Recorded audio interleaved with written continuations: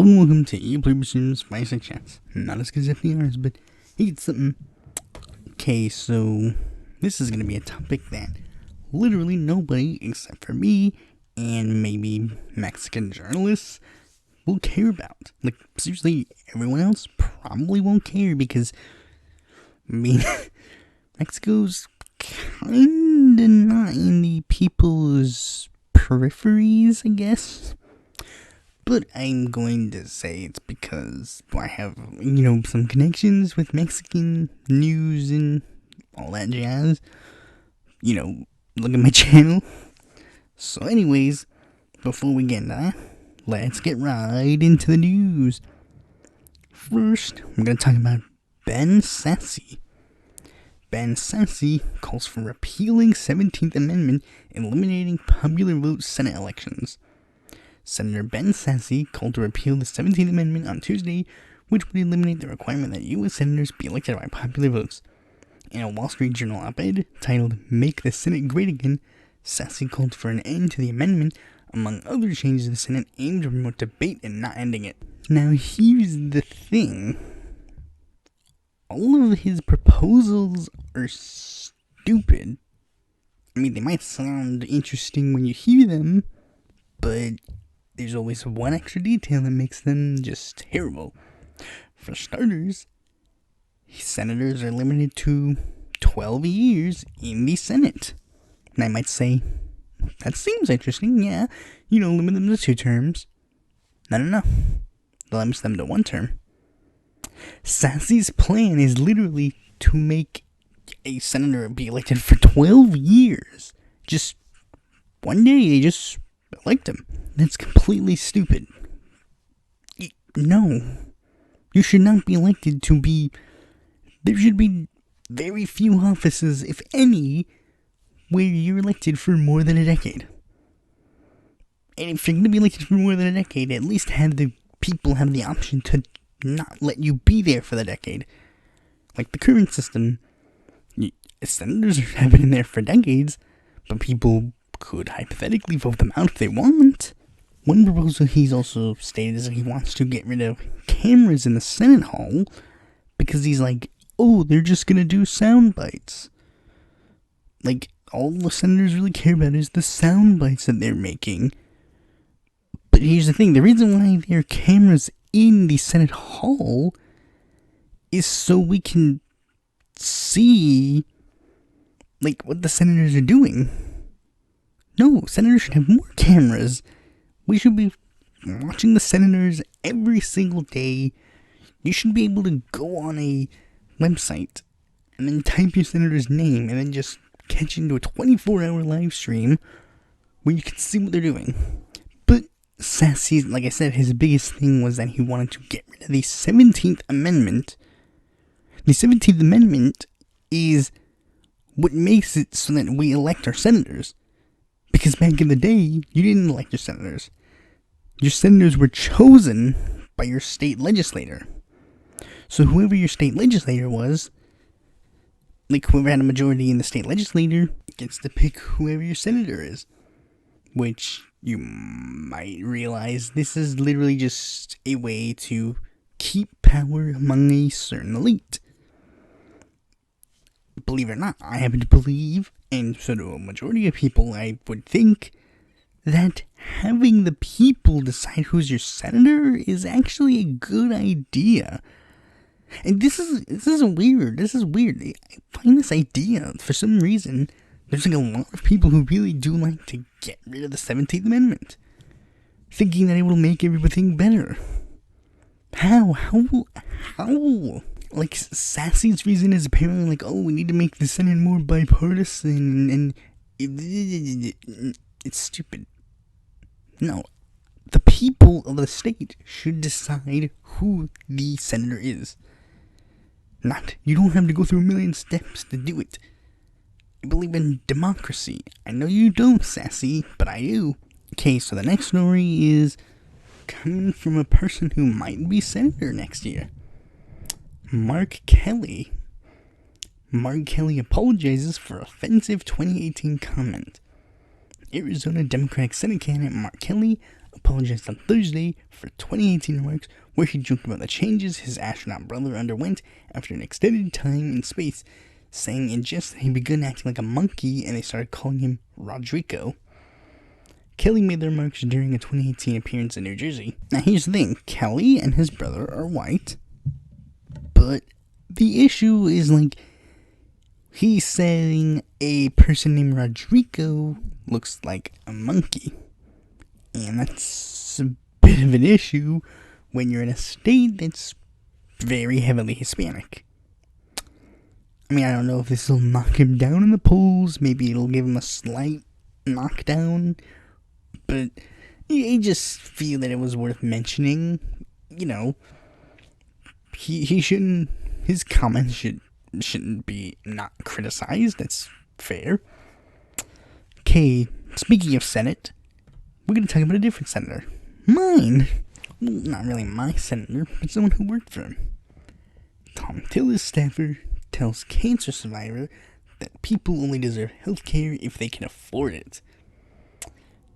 North Carolina Senator Tom Tillis, viewed as one of the most vulnerable GOP senators in 2020, has found himself in an uncomfortable situation after a staffer's excessively honest comments on constituents were caught on tape. First reported by WRAL, Bev Veals of Carolina Beach, a 3-time cancer survivor, called her senator out of fear that her health insurance was at risk. She had previously faced medical bankruptcy and difficulty accessing care, WRAL said, and her husband was forlorn because of the pandemic. She wanted assurance that she'd have coverage if she lost her health insurance. But Tillis' office wasn't helpful. While speaking to a dismissive staffer, Veals began recording their conversation, which was provided to WRAL. Saying that if you can't afford it, you don't get to have it, and that includes health care. Yeah, just like if I want to go to the store and buy a new dress shirt, if I can't afford that dress shirt, I don't get to get it. But health care is something that people need, especially if they have cancer. Well, you got to find a way to get it. In the recording that I played, they didn't mention the final 2 moments of the conversation, where she says, "So what do I do in the meantime, sir?" And then he responds, "Sounds like that's something you're gonna have to figure out." Now, the two major Senate candidates both immediately pounced on this. You see, Tillis was trying to say "Oh, this is terrible. How could this have happened? I'm gonna be, fixing things up so that we'll be better in the future and blah blah blah." Meanwhile, Cal Cunningham immediately pounced on saying, "Believe it or not, all North Carolinians deserve access to health care and they deserve to be treated with respect." And he said, "As the next senator of North Carolina, I will fight for both." And it's sorry, Tom, but you might as well be writing your concession speech right now, buddy, because, I'm not a Cal Cunningham fan, but he's got you beat. I'm not gonna make an official prediction until, when I'm not gonna make any official predictions on any states, anywhere. But I will say, I'm definitely leaning a bit towards this direction of Cunningham winning. Most recent polling shows, him pretty easily winning. Even in direct matchups, the rankings of this seat have been put on, toss-up or lean D. The more recent ones, lean D. Actually, depends on which you look. For example, September 9th, toss-up, September 8th from RCP, toss-up, DDHQ, September 8th, lean D. This one, Cunningham kinda got it beat. I'm not saying that. I don't think anybody... This is one of those situations where it's you have to be a complete idiot to lose. You have to be a literal complete idiot to lose this. Cal Cunningham, he's a lot of things. He's a corrupt corporate shill who's like the DSCC's bitch. But he's not an idiot. I don't think he's an idiot. From what I've seen, I don't think he's an idiot. The only advantage that I get out of Cal Cunningham is that now I can possibly have one other person to, email and call when I say, like, hey, yo, bro, this is screwed up. Why don't you do this? But ultimately, I'm not too hopeful for Cal Cunningham's future. He's going to be in the Senate 100%. But, I don't know how good he's going to be in the Senate. He's not going to be a Terry Sanford or Marion Butler, I'll guarantee you that. Maybe in 2022, we'll actually get that progressive in the seat. But the SEC might try to screw me again. So anyways, now on to the biggest story. Trump did a thing that literally everybody knew, but for some reason the media was surprised by. Trump was caught on a hot mic lying about COVID. Come on, guys, it's only September. We're gonna wait until October to get the surprise. Like, this was all just obvious. Everybody knew he was lying about COVID because scientists were like, hey, this is dumb. Trump, I have proof that you're lying about COVID. And he's like, no, bro, I'm good, thank you. Like, everybody knew that he was lying, but I don't know, I guess maybe some people wanted to give him the benefit of the doubt, like he was just stupid. Okay? Like, everybody just wanted to give him, like, oh, he's just stupid. And people really need to stop doing that. Like, people really need to stop this whole, like, BS of, like, oh, he's stupid. He's not. He's smart on some things, he's dumb on other things. Like, with literally every human being on the planet everybody. They're stupid on some things, they're smart on other things. You would never go to me for, like, a math problem. But you would probably go to me if you needed, if you're, like, a Mexican history student or something. Trump may not be good at certain things, but he's good on some things, and he's smart on certain subjects. He was a good real estate agent, obviously. He's good at licking his finger and seeing where the wind blows. He's a good BSer. That's just 100% truth. Okay, so anyways, now let's move on to the smaller candidate of the day. Jordan Cancer Scott. There's not much about him. All it says is here, he's a disabled veteran, computer engineer, and Native American and single dad. He uses data to solve his problems, and yet he's a libertarian. Okay, so now that we got that out of the way, now let's move into the main topic of this video. Like I said, very few of you will really care, for the most part, but I'm trying to do it anyways. This is me breaking down the MORENA leadership elections, because everybody seems to break down some leadership convention of some things. Some people were covering the Labor Party leadership election. Even I thought I was going to cover it at one point, but I didn't.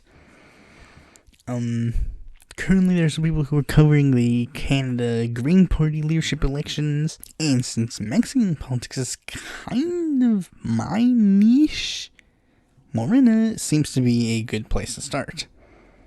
Because this is, for those of you who don't know what MORENA is, MORENA, also known as the National Regeneration Movement, or Movimiento Regeneración Nacional, it's a left-wing political party in Mexico that idealizes the former President Lázaro Cárdenas and his son, who's run for president in his own right, Cuauhtémoc Cárdenas, who recently just was revealed to have COVID-19, hope for a speedy recovery, you know that. They're social democratic, left-wing populist, left-wing nationalist, non-interventionist, center-left to left-wing on the political spectrum.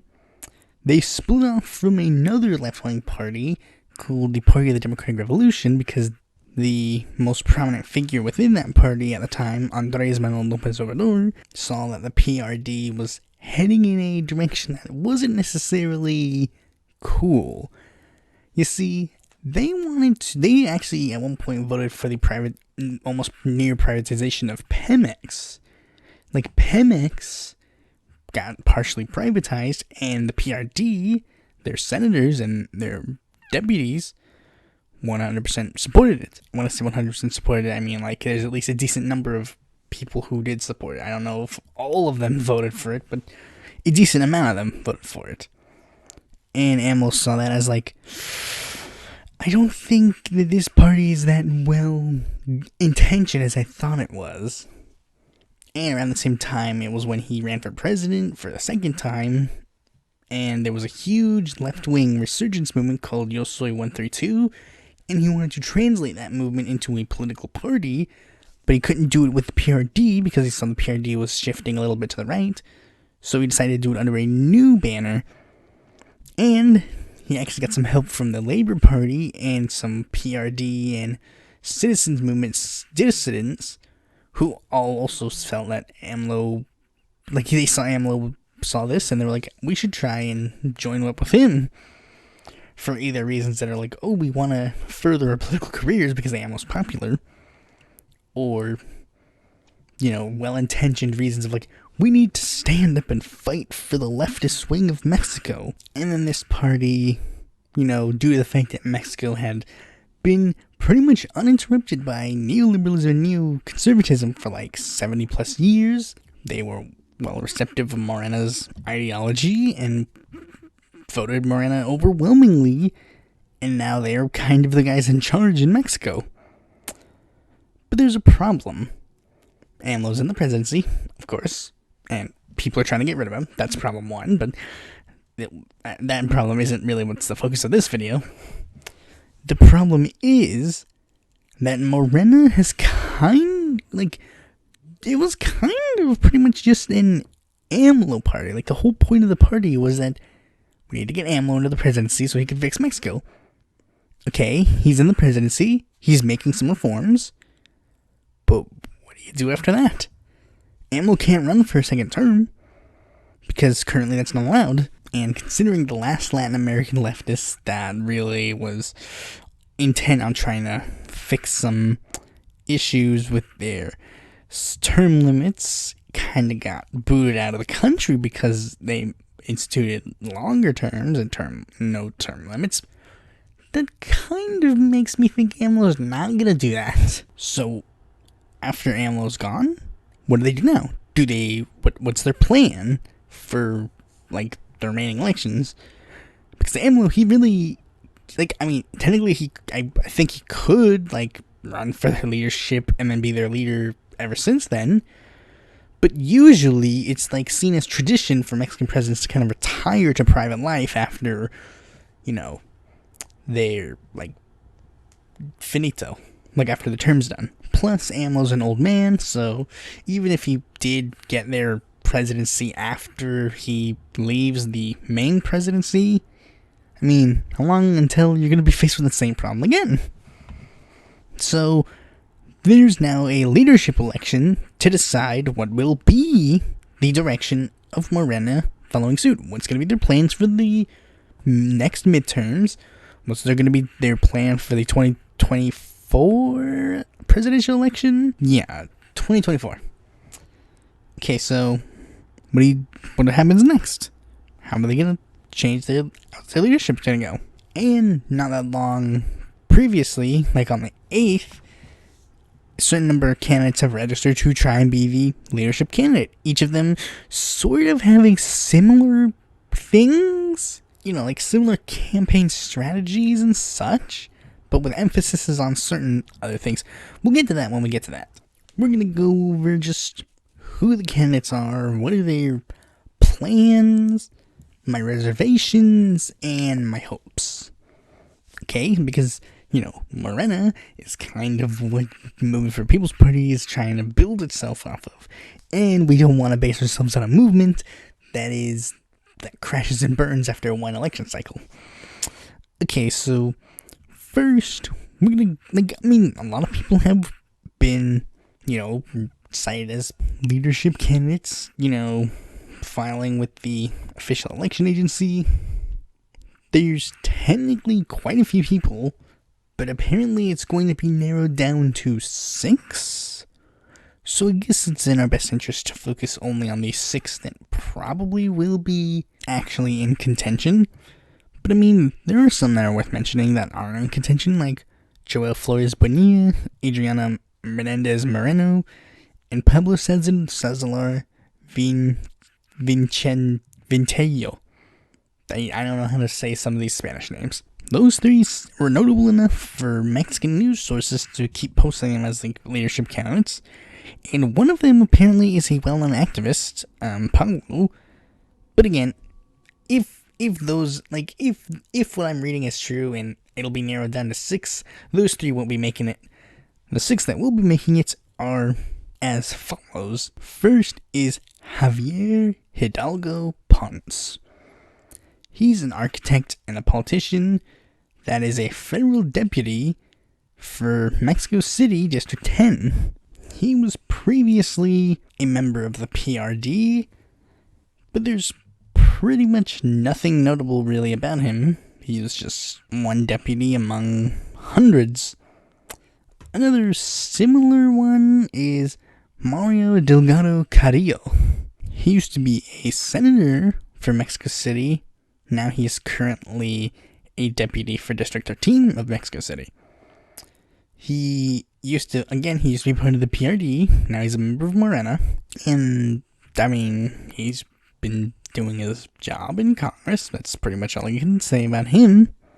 You see, these 2, if I were to compare them to, U.S. presidential candidates in 2008, they would definitely be sort of the Bill Richardson and Chris Dodd. They're there, but nobody's paying attention to them. The next candidate is Alejandro Rojas Diaz Duran. He is a politician, political scientist, and writer who is currently a member of Morena.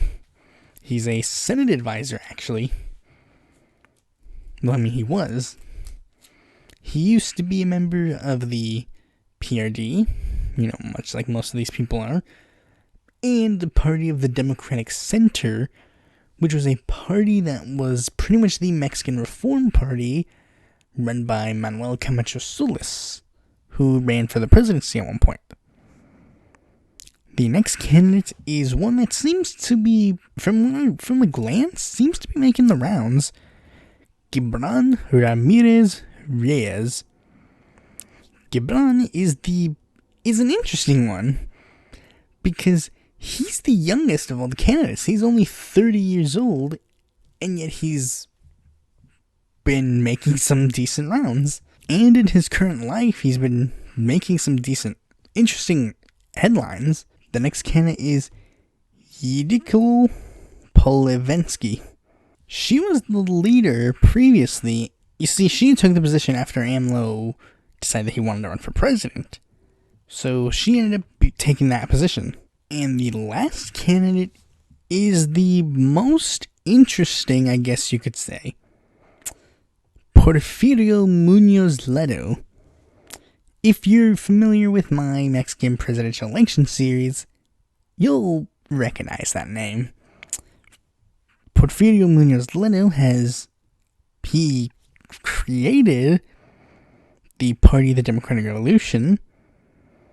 He ran for the presidency in 2000 under the authentic Party of the Mexican Revolution. He was apparently briefly, for a while, a member of the Workers' Party, trying as a deputy, I think, or a senator. Now he's a member of Morena and is seeking their leadership position, obviously. Now here's the interesting thing. You see, each of the candidates have been trying to run on, somewhat interesting, to be fair, of all of the candidates that I have currently seen, the ones that seem to be the most politically active in trying to get the leadership of Morena, and I'm pretty sure there'll be a debate or something that I'll see pop up, and then there'll be transcripts on websites or something. But the biggest thing that I'm seeing is that the ones that seem to be the most active in trying to get the seat are Porfirio Munoz Ledo, Gibran Ramirez Reyes, and Alejandro Duran. These are the ones that seem to be the most active in trying to get this seat, which is slightly ironic considering some facts that I also have, but we'll get to those too. But I guess we'll just talk about these three platforms. Let's start with Duran. Duran, his biggest thing seems to be two things.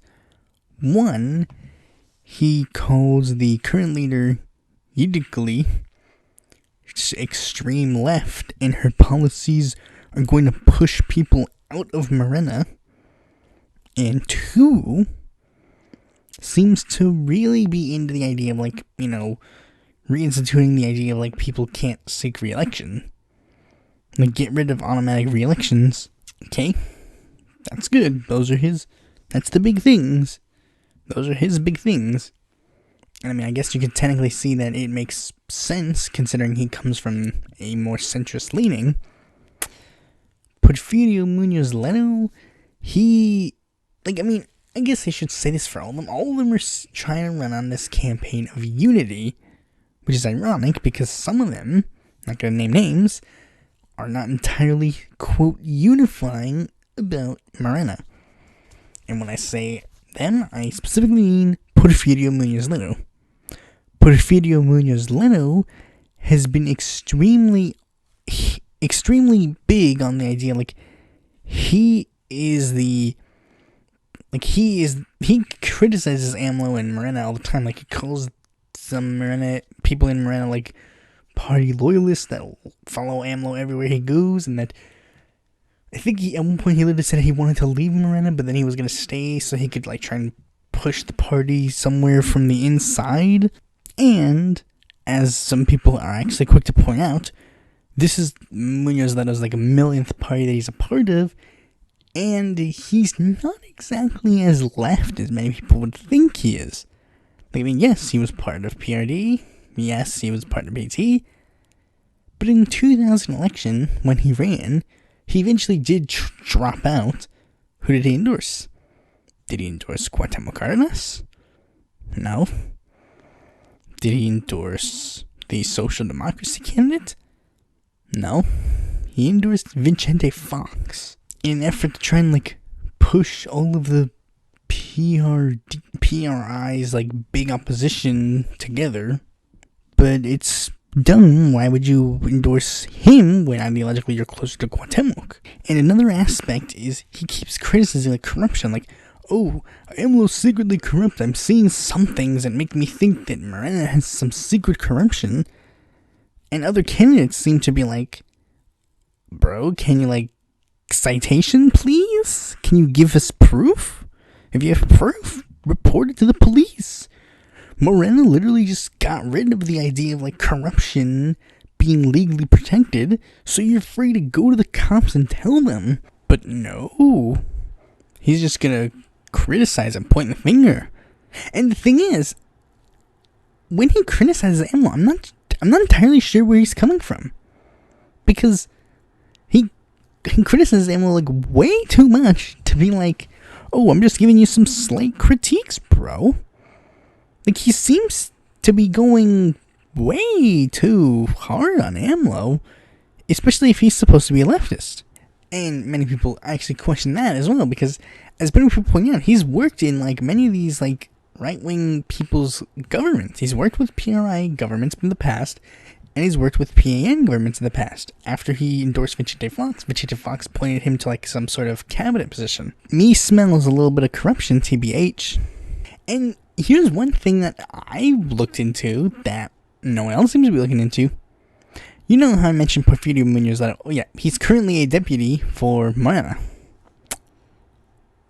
Here's what I noticed. I was looking through, like, Mexican votes for, like, just anything. And I noticed I kept clicking on votes and then, you know, having votes brought up. Here was what I noticed. Like, every vote that I pulled up he wasn't there.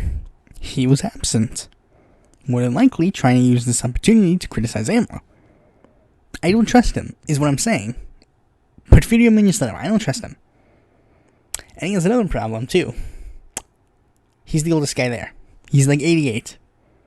Literally, news articles have literally been like running that as like the top headline.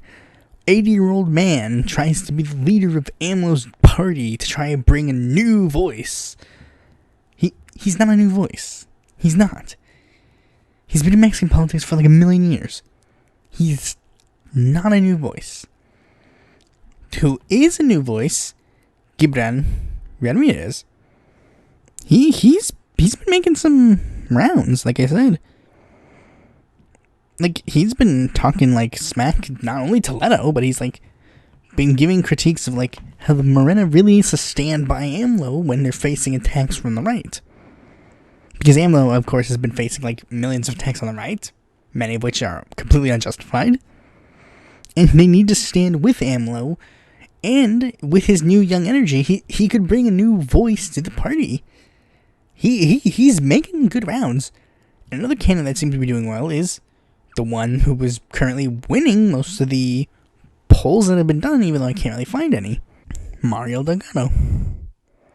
He recently just like revealed like a plan, and it seems to be going well. Like he has a plan. It's similar to Gibran's. You know, we need to stand by AMLO. We need to stand and combat corruption. And he even takes one specific address at COVID-19 where he talks about how the government needs to enact a plan where they transmit funds and then like push it to COVID-19 vaccinations free of charge. This is really good. And honestly, of all the candidates, Mario and Gibran seem to be the ones that really do it for me. If I had to sway one way, I'd probably be like, Gibran, maybe Mario can be the presidential candidate in the next election because he's got at least, you know, government ruling thing. Or maybe he would probably use the party leadership thing as a stepping stone to run for president. I don't know. But from what I've seen, really, here's how it breaks down. Of these 6 candidates that are going to be like major forces in this election, Gibran and Delgado are good. And I would 100% say if you're in Mexico, vote for one of those two. If you're a Morena person who can vote in the like leadership election, vote for one of those two. And I absolutely do not like Porfirio Muñoz Ledo or Alejandro Reyes Duran. They stink, and 100% no. I can live with the other two, and the 3 who are nothing, they're nothing, so it doesn't matter. So anyways, that's all I gotta say on this. Morena, depending on how they go, they could be soaring high or soaring low. Thanks for watching this video. Be sure to like, comment, subscribe, and click the bell to be notified when a future video mine comes out. And if you're interested in more content from me, you can go to my website or follow me on Facebook, Twitter, or Twitter, join my Discord, or check my articles in the Independent Political Report.